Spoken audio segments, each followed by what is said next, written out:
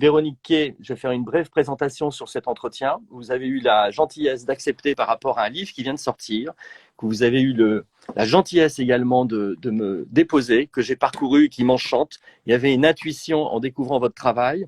Et puis, en le découvrant, je trouve ça génial qu'on puisse parler. Donc, je vais juste vous présenter par rapport à la présentation qu'on peut retrouver sur votre éditeur, par rapport à un ouvrage qui vient de sortir qui s'appelle Vera Icona, abécédaire de l'image scène, avec image scène en italique. Voilà, bravo, fantastique. Avec déjà sur cette couverture, on ne le voit pas très bien, mais il y a un rapport, on va dire, écologique, cosmique. Et pourquoi? Parce que vous êtes une personne de théâtre, vous êtes metteur en scène et vidéaste. Vous avez créé un laboratoire qui s'appelle le Victor Vérité. Voilà, vous explorez le médium vidéo par une utilisation multiple de supports, mise en scène, scénographie visuelle, vidéo, documentaire, installation, performance, et vous enseignez également. On aurait pu se croiser sur des colloques de scénographie. Le rendez-vous du 27 sur ce séminaire ouvert qui prend une forme beaucoup plus légère d'entretien vidéo par Instagram a fait l'objet sur la première saison l'année dernière de quelque chose de bien plus institutionnel avec des tables rondes. Là, on s'appelle et on parle de nos actualités et surtout, on parle effectivement de choses qui nous passionnent, de quelle manière on peut traverser les disciplines artistiques. Et lorsqu'on s'est parlé au téléphone, je vous ai dit que j'étais psychanalyste, mais que j'avais un lien effectivement avec la scénographie, avec un grand scénographe qui s'appelait Jacques Polieri. Et donc, tout de suite, quand j'ai vu votre ouvrage sortir, qui va être présenté à Paris chez Arsena le 4 avril, je me suis dit, tiens, on peut faire quelque chose d'un peu moins institutionnel et parler de ce livre qui est un abécédaire. C'est bien ça, Véronique? Oui, oui, tout à fait, tout à fait. C'est un abécédaire avec aussi une petite préface de Romeo Castellucci. Donc, pour les personnes qui ne connaissent pas Romeo Castellucci, c'est un grand metteur en scène italien. Voilà. Et ce que je peux me permettre de lire les premières lignes que vous a écrit Roméo par rapport à votre ouvrage. L'abécédaire de Véronique Kay est axé sur la présence de l'image dans l'environnement qu'elle étudie, à savoir la scène théâtrale. Mais il ne s'agit pas que de scène théâtrale, il s'agit de votre rapport à l'image dans un abécédaire dans lequel effectivement il y a des schémas, il y a des images et aussi vous convoquez cette question de l'image par rapport à l'image symptôme telle que Jean-Di Huberman la présente, l'image non pas comme une maladie, mais l'image comme un symptôme, l'image que l'on voit sur scène et qu'on voit dans tous nos écrans, surtout depuis 2 ans où, à travers les réseaux sociaux, les images sont de plus en plus présentes. Metteur en scène, comment on commence, Véronique? Vous nous parlez de votre rapport au spectacle, parce que vous avez monté des spectacles. Oui, oui, bah alors, déjà merci de m'avoir invitée. Je trouve cette initiative très plaisante, effectivement, un peu moins formelle que à Arsena, donc merci beaucoup. Bah, vous avez résumé mon parcours. Donc, effectivement, je suis metteur en scène, je crée des spectacles depuis longtemps. Je fais aussi des scénographies vidéo, des vidéos hors scène également. Donc, j'essaye de travailler avec différents médiums, avec une question qui est pour moi qui est qu'est-ce que les images ont à nous dire, qu'est-ce qu'est une image, qu'est-ce qu'elle fait, qu'est-ce qu'elle nous fait, et en quoi elle peut nous transformer ou nous interroger sur notre vie quotidienne. Alors, le livre Vera Icona, c'est venu en fait d'une recherche que je mène depuis très longtemps. Mon premier, c'est avec mon papa, qui était en 2002 à la Ménagerie de Verre, qui s'appelait Shot, qui était inspiré d'un texte de Patrick Bouvet, du même nom. Oui, Patrick Bouvet avait repris toutes les images, les légendes des images chocs du XXe siècle, et puis faisait une sorte de poème un peu délirant sur ces images qu'on traversait le XXe siècle. Et il y a une chose qui m'avait vraiment frappé à l'époque, c'est que Patrick Bouvet disait que le pilote d'Hiroshima qui a lâché la bombe sur Hiroshima ne s'était rendu compte de ce qu'il avait fait que après avoir vu l'image du carnage.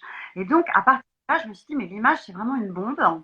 Et effectivement, on peut pas, ou en tout cas, il faut au moins s'interroger de qu'est-ce qu'elle fait quand elle arrive sur un plateau de théâtre. Voilà, parce que effectivement, il y a des images partout dans nos quotidiens tout le temps. Déjà, on les avale sans vraiment peut-être trop se poser de questions. Et pour moi, le théâtre, c'est vraiment le reflet. Le reflet, c'est un art de l'instant, c'est un art du présent, qui est un reflet d'une société contemporaine à un moment. Donc, du coup, se poser la question de qu'est-ce qu'elle fait sur un plateau de théâtre me semble nécessaire. Alors, ce livre, donc du coup, j'ai toute une collection de fragments de l'image qui atterrit sur une scène de spectacle. Il y a beaucoup de spectacles depuis 20 ans qui utilisent l'image, hein, ça devient presque peut-être comme un nouveau médium théâtral.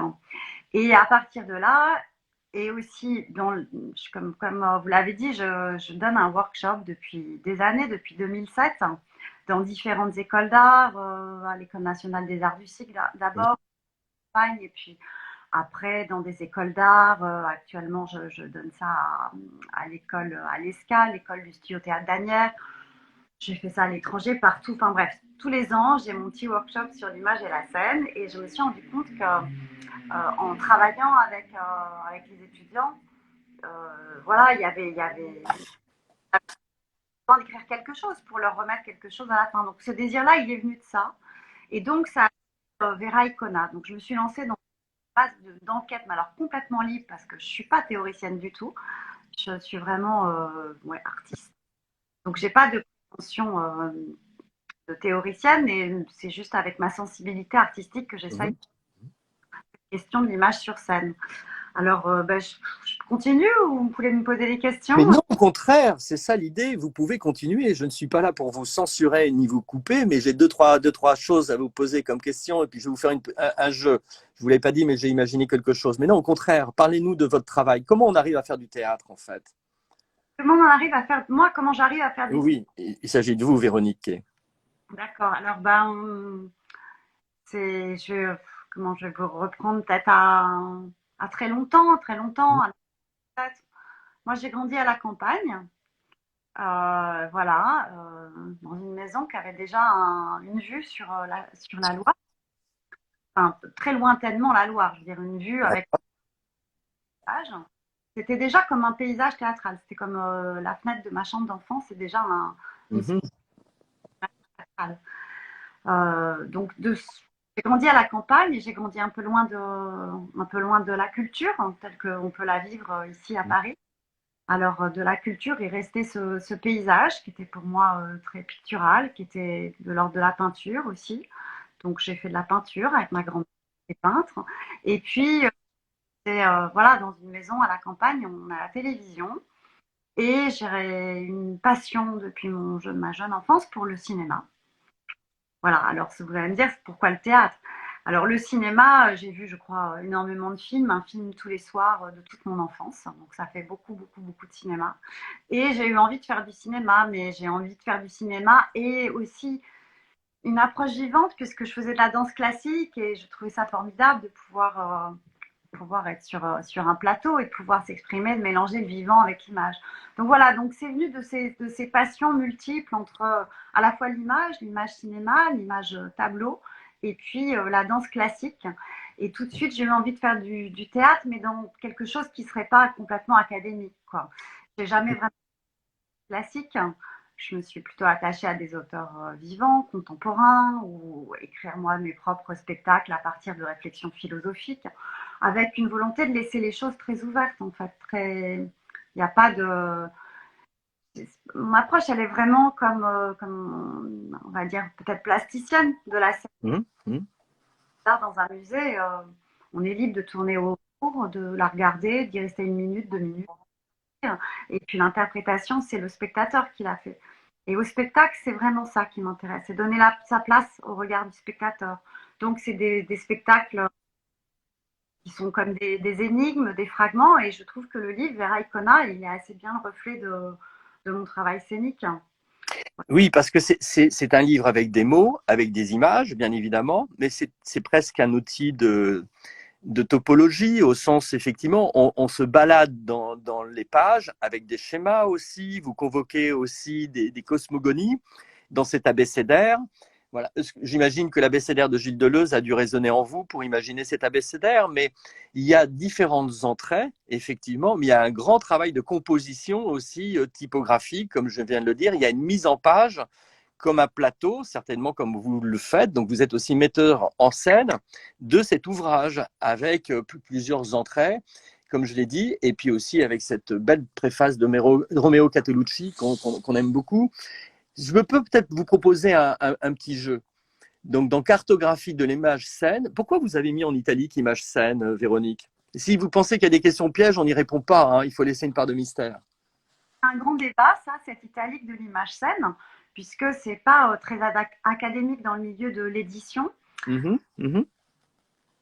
Donc, avant l'introduction de cet ouvrage avait été publiée un an avant à une revue canadienne qui s'appelle l'Annuaire théâtral, et je me souviens avec les Canadiens, on avait beaucoup discuté de pourquoi l'italique. Donc, eux voulaient plutôt entre guillemets, et moi je tenais beaucoup à image scène en italique sans tirer, parce que dans toute ma collection de réflexions sur l'image scène, j'ai beaucoup lu Georges Dédé Huberman, que Ah, j'aime. mhm. Dans beaucoup d'ouvrages de Georges Didier Huberman, il se permet cette italique avec des mots composés et des notions qu'il invente composées, où il place juste à cause de mots et il les met en italique et ça crée tout un imaginaire, enfin, en tout cas moi en tant que lectrice, une cosmogonie précisément. Et j'avais vraiment envie que, voilà, c'est un hommage à Georges Didier Huberman, cette image scène sans tirer et en italique. Voilà. Bravo, vous nous donnez une clé, même si cet auteur, ce philosophe est cité effectivement sur cette pointe entre la critique et de l'image et son rapport symptomatique. Voilà. Euh, j'ai envie de vous proposer de choisir une lettre, mais si on peut imaginer de choisir 3 lettres, et puis comme je suis quand même un petit peu pas si libre que ça, j'ai envie de vous dire, commençons par la lettre A.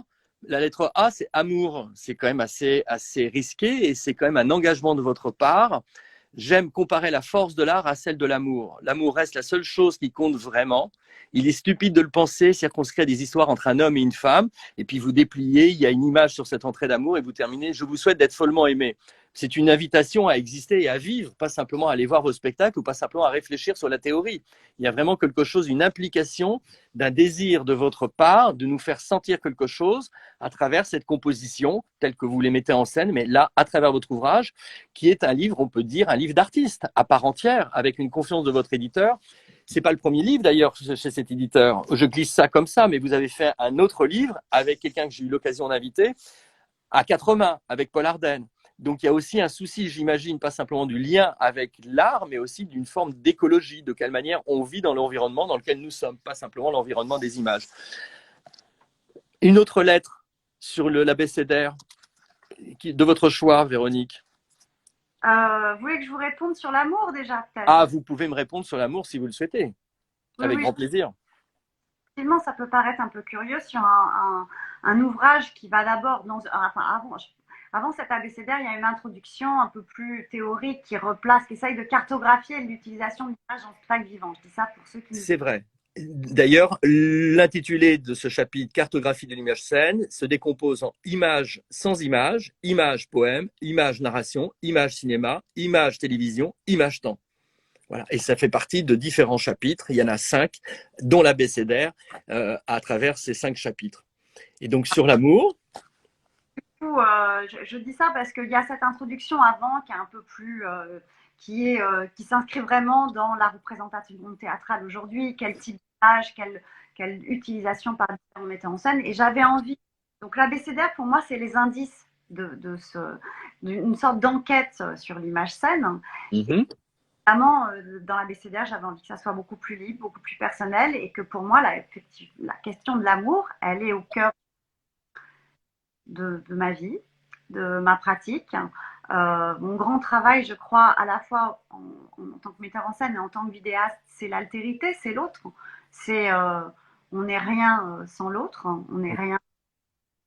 Si on essaye de trop je sais pas, si on est dans l'eau et qu'on essaye de comprendre pourquoi on respire, on coule. Donc voilà, c'est pareil. Donc c'est l'autre. Et le plus grand sentiment pour l'autre, c'est l'amour. Et l'amour, ça, c'est la première sève de tout. De tout. Alors même si on parle d'image, voilà, c'était important pour moi de commencer par l'amour. Fantastique. Donc, vous voyez, je ne me suis pas trompé en choisissant la lettre A, mais une lettre au hasard. Vous connaissez l'ouvrage, donc ce n'est pas tout à fait le hasard. C'est à moi de la choisir cette fois? Oui, s'il vous plaît, Véronique. Ah, une lettre au hasard. Oui. Sans réfléchir là. Comment? Sans réfléchir. Ah, mais vous pouvez dire la première qui vous vient à l'esprit. Alors, bon, alors je peux parler de, je sais pas moi, Imaginal. I. Le I. Donc, si je vais sur le I, il y a plusieurs entrées à I. C'est assez intéressant parce qu'il y a même beaucoup d'entrées sur le I. Il y a même que des entrées. C'est après l'horizon, ou l'entrée horizon, hein, donc c'est la lettre I qui vient après horizon. Il y a une très belle image d'un horizon bleu avec 2 tonalités de bleu, mais après vous avez iconolaste, économie, illusion, imaginal, inconscient. Alors là, vous prêchez pour ma paroisse, et d'ailleurs je lis ce qui est écrit dans une police un peu plus grande sur inconscient. Il faudrait psychanalyser l'image scène, interroger sa mémoire, faire surgir son refoulé pour éviter que le signifiant ne surgisse de façon latérale, inattendue et énigmatique. Fantastique pour moi. Et donc après, encore un i sur infini, sur interdit. Et donc là, pareil, dans cette page sur l'interdit, il y a une mise en page sur cette phrase image scène égale danger, interprète, inventaire, invisible. Et là, ça s'arrête là. Mais franchement, le i, c'est une entrée qui vous a amené à décliner ce i sur plusieurs entrées. Inventaire de mon image scène, 3 mètres de disque dur, 300 cassettes mini DV, 30 bobines Super 8 égale 3000 heures d'images en mouvement. Vous êtes aussi dans une forme de décomposition où effectivement il y a une traversée du miroir. On est dans la matière image. C'est comme ça que vous l'entendez, dans la matière image? Qu'est-ce que vous entendez, vous, par matière-image? C'est une phrase qui me vient à l'esprit. Je vous avoue qu'on ne va pas aller convoquer Deleuze tout le temps par rapport à l'image-temps, mais Voilà. j'ai Alors, l'impression que vous nous proposez de rentrer dans une expérience qui est une expérience corporelle aussi. Vous avez évoqué votre parcours de danse. Sur la lettre C, j'ai en mémoire qu'il y a le corps, bien évidemment, mais ce n'est pas pour faire style, c'est-à-dire ce n'est pas un ouvrage théorique. Vous convoquez une expérience de lecteur qui n'est pas simplement, je dirais, subjective ni cognitive. Il y a une mise en situation là où vous nous parlez directement de ce que c'est que votre matière à vous sur l'inventaire, bien évidemment. Qu'en pensez-vous? en fait, c'est qu'en fait, l'image, on la croise partout, hein, dans nos quotidiens, etc. Mais alors, quand on les fabrique, parce que moi, j'en fabrique des images, enfin, j'essaye de les. Et ben, en fait, c'est très lourd, quoi. Je sais pas comment vous dire, c'est vraiment quand je dis qu'il y a 3 mètres de disque dur. Voilà, encore maintenant on en est au disque dur, mais alors j'ai des tas de cassettes, des bobines, des caméras, en veux-tu, en voilà, dans tous mes placards. Il y a quand même une physicalité de l'image qui est pas inintéressante. Même si moi, dans mes spectacles, j'adore et je préfère la vidéoprojection parce que précisément dans la vidéoprojection, l'image n'a pas de matière. Enfin, voilà, c'est pas un écran, il n'y a pas un objet lourd. Parce que déjà, l'image en soi, voilà, ça peut être pesant dans cette matière. Et peut-être effectivement, c'est le corps de l'image. Voilà, la question du corps, je le dis dans l'ouvrage, le corps, c'est la question du corps, elle traverse tout le temps l'image. Elle est évidemment, c'est notre rapport, nous, corporel, à une image, que ce soit sur un plateau, par exemple, je sais pas, sur un plateau théâtre, quand on a de l'image en direct et qu'on voit en gros plan des comédiens, évidemment, pour notre œil, c'est beaucoup plus confortable. Hein, on n'a pas le spectateur aussi, il a un rapport au corps. Enfin bon, bref, je digresse. Mais non, au contraire, c'est parfait. Moi, je feuillette votre ouvrage et je tombe sur la lettre T sur technique et je lis, donc je vous cite, quand je demande à des jeunes artistes étudiants de proposer une forme scénique avec l'image, souvent ils inventent un dispositif technique avant même de savoir ce qu'ils veulent exprimer. Et vous poursuivez, comme Ulysse le faisait avec les sirènes, on doit avec la technique se boucher les oreilles avant de créer. Et là accompagne sur cette page technique un schéma de dispositif, Silencio, qui est en rapport avec un spectacle. Et donc, vous jouez aussi, vous ne refusez pas la technique, mais vous en abusez peut-être, mais en tous les cas, vous ouvrez un champ de liberté qui n'est pas inféodé simplement à l'aspect technique que vous citez, par exemple, là, un peu plus haut, haute définition, sigle partout, DVI, HDMI, etc.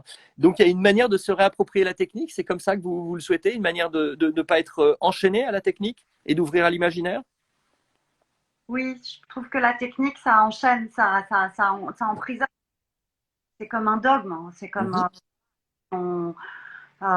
c'est fascinant. C'est quand je parle d'Ulysse, c'est ça, c'est la fascination totale de la technique. On va donc moi je crée des dispositifs vidéo pour la scène. Je travaille avec souvent des techniciens dans des théâtres, hein, et dans des théâtres qui sont parfois à la pointe de la technologie. Mhm. ça ne parle que par sigle, par technique, mais en fait, la technique n'est qu'un moyen. Qu'est-ce qu'on a à dire? Qu'est-ce qu'on a envie de dire? De quoi il... Moi, c'est le point de vue qui est à la fois dans cet ouvrage et dans la transmission que je peux faire avec des étudiants. C'est de leur dire, attention, la technique, c'est qu'un moyen. C'est pas, ça peut pas être une fin en soi. Ou alors, si c'est une fin en soi, il faut en faire œuvre, mais vraiment en faire œuvre. Je pense, dans le livre, par exemple, je parle de Ryoji Ikeda, qui Mhm. a vraiment pris la technique pour faire œuvre avec la technique. Bien sûr, bien sûr. Mais utiliser, parce qu'en plus maintenant, vous voyez là, on se parle à travers, moi j'ai posé mon téléphone là devant Mhm. vous, Mhm. à travers Instagram, c'est complètement délirant. Tout le monde a des téléphones, donc tout le monde peut faire des images là. Enfin, Exactement, exactement. mais c'est pas ça qui fait œuvre. Donc j'invite toujours à personnes avec qui je travaille Oui. de d'écrire en fait, de commencer par écrire l'image, c'est-à-dire quelle est la question, qu'est-ce que j'ai envie de dire, en quoi une image pourrait apporter quelque chose. Cet ouvrage s'appelle Vera Icona, ça veut dire l'image vraie. Euh, Ah, il n'y a pas de rapport avec votre prénom alors, Véronique? Ou alors, c'est une ambiguïté voulue? c'est évidemment une ambiguïté voulue, enfin voulue, plutôt hasardeuse. J'ai réalisé il y a très peu de temps Oui. que je faisais des images, donc c'était quand même ma pratique depuis longtemps, que je travaillais le médium, et qu'effectivement, la Véronique signifie donc Vera Icona, l'image vraie, et il Mhm. y a la sainte Véronique, c'est donc la sainte qui a posé son voile sur le visage du Christ sur le chemin de croix, et que ce visage est resté imprégné dans l'étoffe. Et on dit que c'est l'une des premières images non faites de la main de l'homme, c'est une empreinte. Donc Véronique, elle devient la patronne, la sainte patronne des photographes. Et il y a surtout une histoire que j'aime beaucoup dans cet ouvrage, que je relate, qui est mon point de départ. Mhm. C'est de la Vera Icona. Ça se passe à un moment donné, début de l'ère chrétienne, où la représentation du Christ est interdite. Et au 8e siècle, à la querelle des iconoclastes, on a besoin de représentation du Christ parce que tout le monde ne sait pas lire, écrire et que les fervents de la religion veulent pouvoir convaincre plus de monde. Ils ont besoin d'images pour ça. Mhm. Et dire cette légende de la Vera Icona en disant ben, si le Christ lui-même a laissé son empreinte, il autorise sa représentation. Mais pas sa représentation pour sa représentation, c'est ça, j'aime beaucoup la nuance, c'est qu'en fait, les premières donc, représentations du Christ, après, donc la légende va être autorisée finalement, les iconoclastes vont gagner, on va représenter le Christ, mais ça n'est pas une représentation, ça n'est que la trace de sa présence. Donc c'est une subtilité que j'aime beaucoup. C'est-à-dire, on ne représente pas le Christ, on représente un invisible. Et en fait, c'est une invitation dans les icônes à voir quelque chose qui n'est pas ce qui est représenté, mais une force invisible. Et il y a un théologien que j'aime beaucoup, qui s'appelle Jean Eveloux, dit même c'est une icône miroir. Donc en fait, on est invité, la personne qui regarde l'icône est invitée à se voir. Voilà, ça j'aime beaucoup ça. Très, très intéressant dans cet ouvrage. Parce que pour moi, l'image, ça invite chacun d'entre nous à se voir, dans un monde d'images. Voilà. Je ne peux pas m'empêcher à l'entrée I d'Iconoclaste de lire le paragraphe qui clôture cette entrée en vous lisant. C'est un théâtre d'énigmes dans lequel le créateur n'assène aucune leçon, aucune vérité, aucune politique. Chacun est libre d'avoir sa lecture personnelle, mais il est certain qu'au venin laissé par le dard de l'insecte, le metteur en scène propose son antidote, à nous de les découvrir. Donc, il y a une part de soin. Vous évoquiez l'amour comme prendre soin également de l'autre, mais il y a une démarche au-delà de l'écologie qui est présente. Il y a presque une démarche thérapeutique. Alors, est-ce que cet ouvrage va faire l'objet d'un spectacle en part entière ou est-ce que simplement cette collaboration avec les éditions Hématome, c'est bien de les citer parce que c'est bien que les gens qui pourront nous écouter a posteriori, non pas sur Instagram mais sur YouTube, peuvent se référencer à cet ouvrage. Donc, c'est pas un livre qui parle d'un spectacle, c'est pas un livre de théorie, c'est quelque chose, c'est un journal de bord aussi, en partie, non? Un journal de bord, peut-être, oui, effectivement. Mhm. Les lectures, je vous dis, c'est comme une collection. J'ai fait une collection d'éléments très disparates qui ont trait à l'image et qui ont trait à la vie. C'est ça, Donc, c'est ça. Oui, je reviens sur Hématome. Donc, je voudrais les éditions Hématome préciser aussi que ce livre, il s'est fait vraiment en collaboration avec eux. C'est ça. une édition qui se fait à Liège, Mhm. euh, qui a été lancée par un studio de graphisme qui s'appelle N&N Studio. Voilà, et donc moi j'ai la chance de travailler avec Pierre Goertz, l'éditeur, et c'est vrai que cet ouvrage, le fait de travailler, enfin de mettre des images, la composition de l'ouvrage, elle a été faite aussi vraiment avec eux, et je les remercie grandement. Voilà, et c'est vraiment des éditeurs d'art, effectivement, de livres d'artistes, donc ça me convenait bien. Non, non, l'ouvrage est très très beau dans ses choix d'iconographie, de mise en page. Là, je l'ai déjà dit, effectivement. Et puis, alors, il y a un mot qui est écrit en majuscule, en italique, sur la page que j'ai sous les yeux.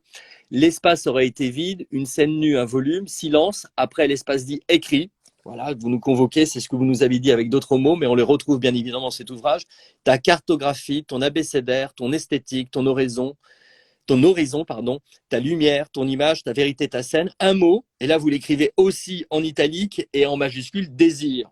Donc vous convoquez aussi le désir. C'est un ouvrage qui sort d'un désir, mais vous nous convoquez aussi lecteurs ou spectateurs dans vos spectacles à effectivement susciter du désir. Et ça c'est important, c'est un mot qui est important également chez vous. Un mot qui est très important parce que effectivement, vous m'avez dit peut-être que c'est thérapeutique. Alors, je ne sais pas si ce livre est thérapeutique, mais enfin, en tout cas, c'est vrai que ma manière d'être au monde, elle est vraiment dans dans un désir assez large. On est en train de d'écrire avec et poète Barbara Polla, euh, avec laquelle je travaille, qui a une galerie à Genève qui s'appelle Analyx Forever, Mhm. d'érotisme existentiel. Et donc, dans ce manifeste d'érotisme existentiel, c'est vraiment la question du désir qui est de transposer l'énergie d'un désir érotique à la vie quotidienne. Réenchanter, absolument réenchanter tout ce qui est possible de réenchanter. Dans le livre, je parle aussi, alors de manière un peu moins brutale, peut-être de notre finitude, de la mort. On est au monde finalement peu de temps. Et donc, c'est vraiment une invitation, oui, au désir, à désirer, à vivre tout pleinement dans un désir de, je sais pas moi, du brin d'herbe pavé et de la personne qu'on aime et de l'animal du bâtiment. Là, aujourd'hui, il fait très beau. Voilà. Donc, puis c'est le printemps. Je suis en train de feuilleter en même temps parce que l'ouvrage est vraiment, on peut rentrer dans cet ouvrage, c'est un abécédaire, donc bien évidemment on peut rentrer par ordre alphabétique. Il y a effectivement des textes qui, beaucoup plus je dirais théoriques en introduction, mais vous avez aussi convoqué deux auteurs qui ne clôture pas, mais qui accompagne effectivement votre ouvrage et votre abécédaire. Peut-être que vous pouvez les citer, ou on a évoqué Castellucci, mais tout le monde connaît Romero Castellucci, mais les deux autres personnes avec lesquelles vous travaillez, que vous avez proposé de collaborer sous une forme de texte, sont… Alors, c'est deux universitaires, un professeur Mhm, et une. Alors là, dans l'ordre de mes rencontres, la première, c'est Véronique Lemaire, qui enseigne l'histoire de la scénographie à l'université de Louvain-la-Neuve, en Belgique. mhm, mhm, Aux rencontres de la scénographie, je crois en 2018 à Paris. Elle m'avait invitée à une table ronde et j'ai beaucoup aimé cette personne dans son rapport à la scénographie, à une scénographie qui n'était pas construite, à prendre le lieu comme point de départ. Enfin, c'était une très très belle rencontre. Et Véronique m'a invitée à faire un séminaire à Louvain-la-Neuve en mhm. 2010. Et de là est parti d'une certaine manière le début de cet ouvrage. J'ai évoqué que l'introduction avait été écrite dans l'annuaire théâtral, donc cette revue canadienne, mais Mhm. avait été sur, sur l'image et la scénographie avait été donc comment on dit, c'est Véronique Lemaire qui s'en était occupée. Donc pour moi, c'était très important qu'elle puisse, à la lecture de cet ouvrage, et témoigner à partir de ce qu'elle est elle, c'est-à-dire une personne qui enseigne, qui a des étudiants tous les jours, voilà, devant les yeux, de pouvoir témoigner de ça. Et à l'occasion donc de ce premier workshop que j'ai fait à Louvain-la-Neuve, j'ai rencontré Jean-Philippe Tonard, Mhm, aux Beaux-Arts de Liège. mhm. Il m'a fait venir aussi pour donner un workshop à ses élèves en scénographie et avec un workshop un peu plus pratique que celui qui avait été fait à Louvain. Donc, on essayait de réfléchir vraiment à des maquettes, hein, pour travailler cette question de l'image. Et pareil, j'ai eu envie voilà, de le faire, de lui demander ce qu'il en pensait, avec un rapport un peu plus direct je pensais aux étudiants, pour que cet ouvrage puisse leur parler. Et puis aussi parce que c'est grâce à Jean-Philippe Tonard et à cette invitation que j'ai rencontré cet éditeur à Liège. Voilà. Donc c'est aussi une filiation qui s'est faite en Belgique et qui est importante pour moi. Donc j'avais envie voilà, de les associer à cet ouvrage. Fantastique, Véronique. Donc, écoutez, qu'est-ce qu'on peut dire d'autre? On peut vous souhaiter un grand succès. Et puis moi, je suis content, à travers ces petits entretiens, de participer à ce succès à venir, parce que l'ouvrage vient de sortir. Et je pense qu'effectivement, il ne s'adresse pas simplement aux étudiants, il ne s'adresse pas simplement à des philosophes ou à des gens qui pourraient s'intéresser au théâtre. C'est aussi un livre d'artiste, et pas simplement parce que vous êtes artiste metteur en scène, parce que dans son façonnage, vous l'avez rappelé avec vos éditeurs, il y a un vrai souci de mise en page qui n'est pas que sur le plateau.